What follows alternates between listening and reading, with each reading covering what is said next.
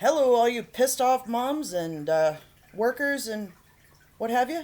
Um, my name is Tara. I've seen a lot of posts in here about general strikes or protests, and I want to put this out there, and I really want to bring this home.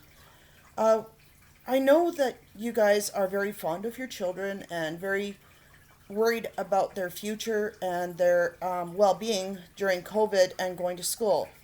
I am very dismayed as a person with autism and ADHD and as a personal care worker for a lady with multiple sclerosis, and I also take care of kids with disabilities of varying degrees or whatever. I am a private hire caregiver by trade, and what I see is a total disconnect and disregard when it comes to policy and as well as safety of our children.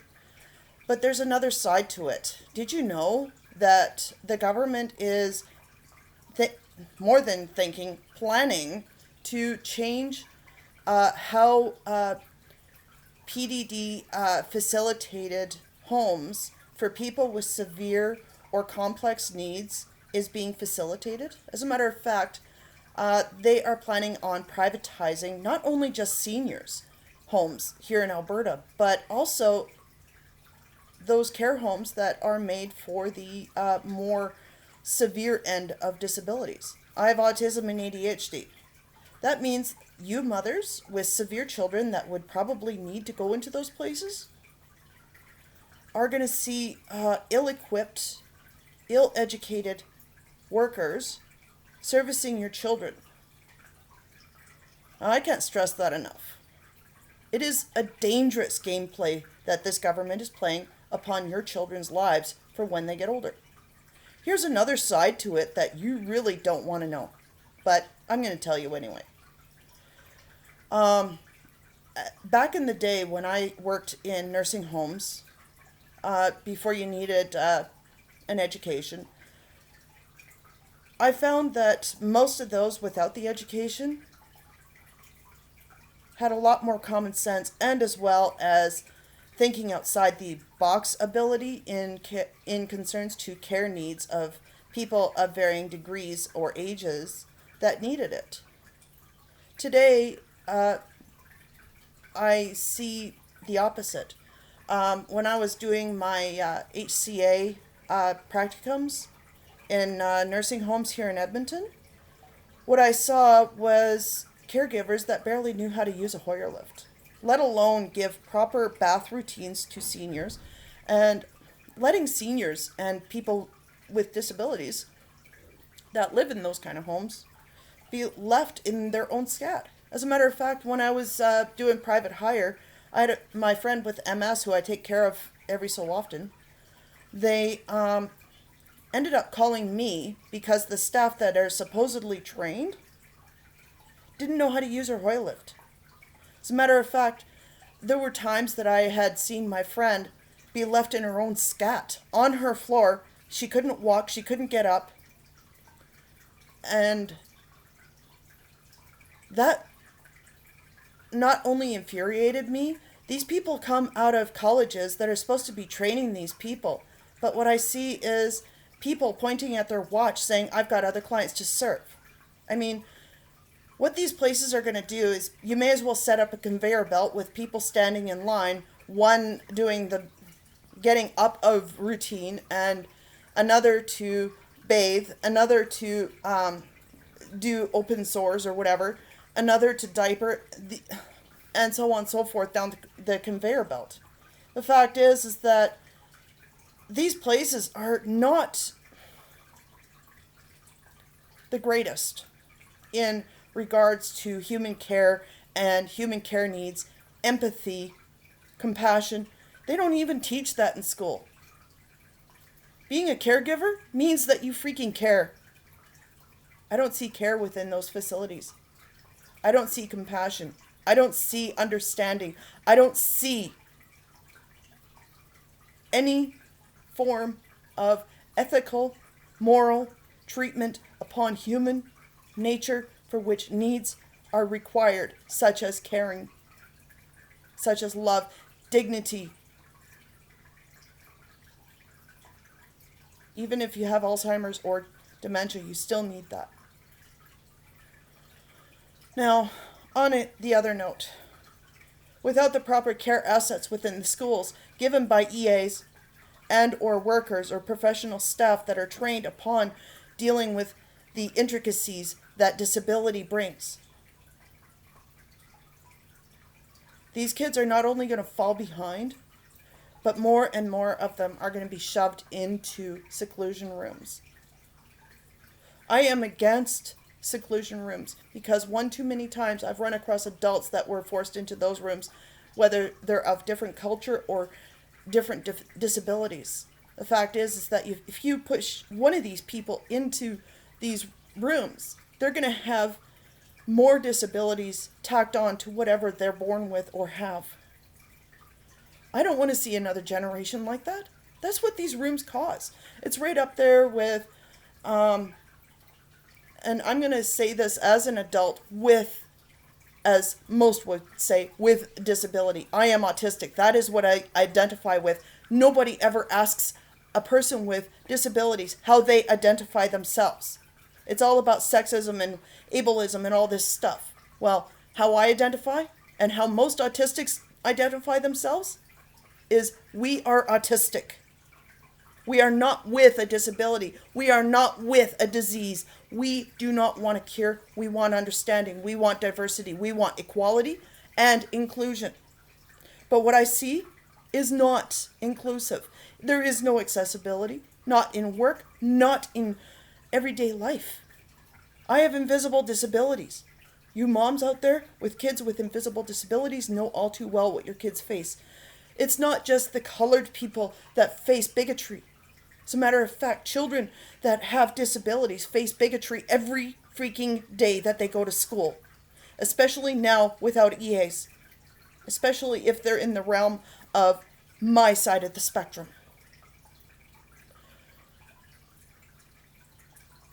Mild to moderate disabilities can be severe too in nature, depending on what caused the issue, what stress factors are in play, what environments caused a meltdown equals to what reaction or action is given by the person with disability or mental issues. For every person with a disability, their issues affect everyone differently. And when you're a kid, you don't have the ability to discern emotion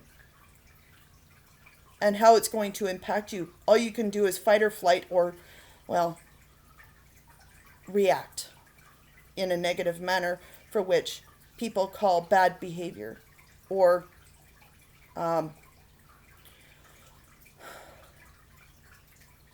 not being disruptive. That's what the word I was trying to find, being disruptive. The fact is that those issues, though as you get older you may be able to discern or control some of it, you still suffer meltdowns. Even at 46, I should know, I still get them. And this is where inclusion never included us. Sure, accessibility for many, divot in the sidewalk, no problem. But what about the rest of it? What about inclusion, including accessibility within our workplaces that allow for invisible disabilities? What about actually doing what the museum did and put, instead of a box, how about an actual full-scale room with sensory issue type things in it, like sensory toys, better lighting systems within the school, so that if kids have issues to bright lights or the fluorescence or the sounds that they make, allow them to have it. I remember going to school and being allowed to be autistic without even being diagnosed. And they never beat the autistic out of me. Sure, they had seclusion rooms. Yes, I was disruptive. But I was allowed to move in the way that I was allowed to. Just because I was moving did not mean I wasn't paying attention. It meant that I was actually learning. I paid more attention when I was allowed to move. than when I was told to sit still. I do support therapies, but if they are scientifically proven, without a doubt, time and time again, that they work. Certain ABAs and other therapies that claim that they're ABA, that are not scientifically proven, should not be allowed within our school systems or within any systems that are or pertaining to such matters. Yes, I do believe that if certain stimming stimuli are harmful to the person or to others, then it's time to act upon it and show the person another way of stimming so that it does not revolve around painful situations for others or themselves. If you help people with disabilities, the idea is to create an inclusive environment for which develops and involves people of all ages and all races or ethnicities to have independence, dignity, self-worth, and to be allowed to be themselves. We should not make people feel worse with the way they are born or who they are. We should uplift them and tell them that the way they are or who they are is quite okay within our society. Our society is too busy trying to put in boxes and molds for which everyone has to fit. Well, what happens if some of us don't fit because of our ways of being? We cannot say that everyone comes from the same mold when we don't. And this has to stop. Or at least that's this autistic's point of view. When we bring about better resources and better funded programs, both for children and adults, because I believe that if you're going to have a program, it has to be lifelong and the right people for the right issue or diagnose. We cannot work on a box system because disabilities don't work that way. I should know. People have been trying to force tack diplomacy and soft skills upon a brain that is already fully mature and has been since about the age of 16. I will never have that skill. Stop beating the dead horse. It's not going to happen. I can develop other skills. I can learn new things. But there are certain things that just won't happen. And that's something that our communities have to learn to accept. And learn to come within the person's world. Nurses and caregivers are taught to come into a person's world that has dementia or Alzheimer's because they're stuck in a certain place or a certain time of their life. Is it so hard to do the same for people with disabilities? We are all hell-bent on trying to beat the disability out of a person, whether it's autism or other. Maybe our normal may not be acceptable to you, but it's how we operate, and that is our normal. Take, for example, my passion for many, it looks like anger, it looks like aggression, it looks, you know what? That's me. I don't know how to be any other way and I wish people would stop asking me to be something that I'm not. I tried pretending to be normal. I tried pretending that I had no disability. I tried pretending to fit in. But people saw through my mask. So, my pretending wasn't acceptable. Me being me wasn't acceptable. What do you want from an autistic? Because how we are should be allowed. because that's how we're born. Furthermore, I think there should be more science done upon the adult community, particularly within the women, when it comes to autism. I always see children of severe nature when it comes to videos and scientific venue in concerns to autism, especially those that are of more severe issues. When it comes to the adults and they get diagnosed, it's clearly based upon the male physiology, hence why males get diagnosed at 2 years old and women at 39.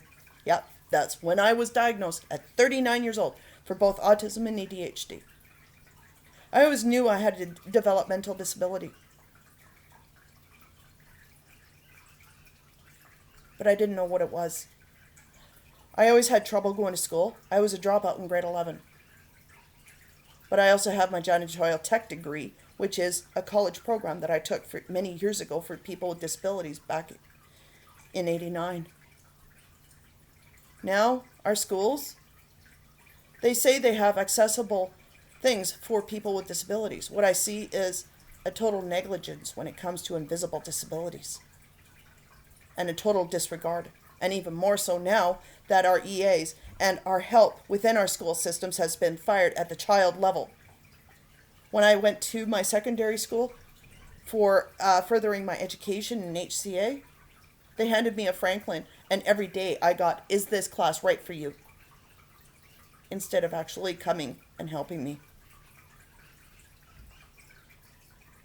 When it concerns accessibility, every time I turn around, I get told I'm a liability.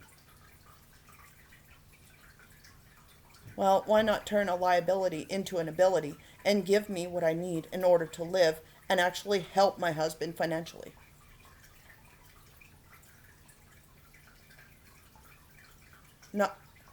Not all of us are going to be able to develop certain social skills that everyone takes for granted and is innate in average people. How about if you want to teach us how to socialize, do it on a hands-on level, not in a classroom and let's pretend to do something or play act a scenario that may never happen in life.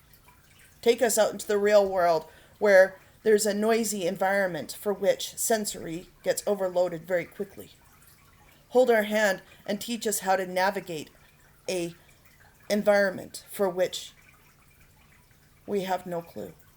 Help us in the areas for which, as us adults, as we get older, if our husbands get sick, how do we navigate that system that is made for average people with no disability or very little?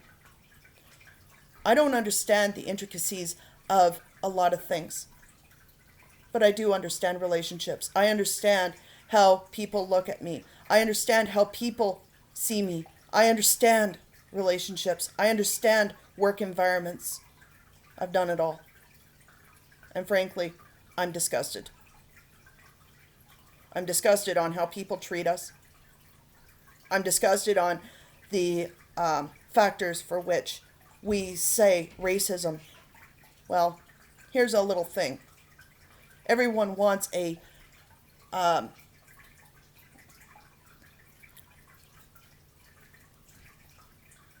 disability type thing where there is a culture to disability. That's what it is. Everyone is concentrated on the culture of disability. Well, I hate to say this. Disability is or has no look. It has no sex. It has no face. And it happens in anyone. Whether late in age due to onset of genetic impairment, such as Alzheimer's, or you're born with it, or it happens in a car accident. But for God's sakes, stop concentrating on the culture of disability, because there is no culture. It does not come from another part of the world. It does not come with traditions. But it can be a community. But the community has to start at home. It has to start in our schools, where people stop picking on kids that are different, whether it's of race or other.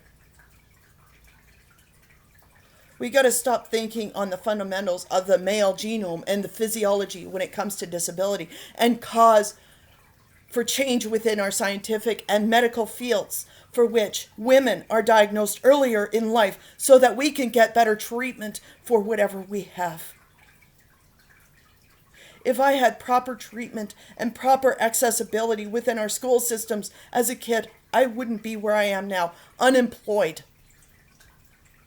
There has to be better representation within parties concerning disability and allow people to be their natural self and talk to the speaker themselves and use their own voice, our own dialect, and our own natural ability of being to speak our minds on what we need as adults and for parents to be represented within the disability field upon any caucus or party for which they can speak for their children when it comes to the needs of their children, because those needs are going to grow. They're going to become me. And though they might have an education up the yin-yang, what are the chances of them getting hired? That's right, I said it. 90% of all autistics around the world are unemployed because employers would rather hire a neurotypical, someone without a disability. That is what a neurotypical is, or NT for short. I'm going to be blunt in my way. So listen to my words, not my voice. If you think I'm rude, maybe you should be looking at yourself in the mirror, because when you call me rude, you're just as rude as I am.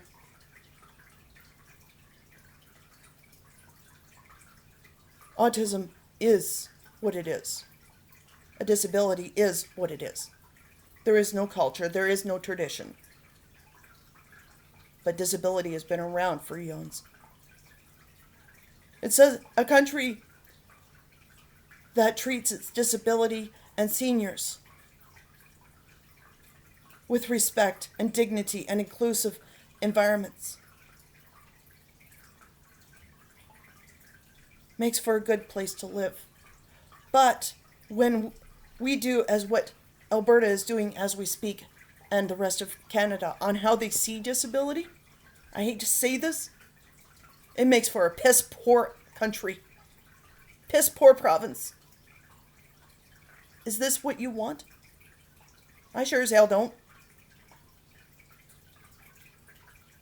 We have to hold all leaders accountable, whether it's federal or provincial. Did you know that the Bill C-81, the law that came out of Geneva in 2010, the accessibility law, Bill C-81, does not include accessibility rights for autism. That is why people like me get called a liability. That is why government systems are allowed to cancel the programs that one needs. That is why your children face what they face in their schools. You as mothers should be worried. This is why seclusion rooms are so prevalent in so many places. When it comes to certain therapies such as ABA, I'm sorry, but no autistic will ever side with Autism Speaks or ABA therapies for so long as they are not scientifically proven. We don't want a cure. We do not have a disease. We do not suffer from autism. There is no pain. What we feel is our pain is people still thinking we want a cure, or that autism should be eradicated like any disability. Take Europe, for example.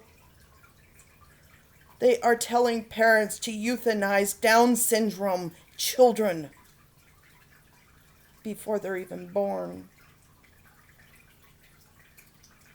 What's the difference between autism and what Europe is doing to Downs here in Canada? If I wanted a cure, I'd let you know. What would cure me is for people to think outside the box and ask us what we want. because we're the ones with the disability, not you. What we suffer from is uneducated people thinking for us and not allowing us to talk, not allowing us to speak. Instead, we have companies and so-called communities for which say they advocate for people with disabilities and don't. I advocate for myself, thank you. Autism Speaks does not speak for me. ABA and IBI, I will never, ever side with, but I will side with scientifically proven therapies that have the paperwork coming out the yin yang that prove it. Stop looking for the cure, because the cure is within you, and it starts at home.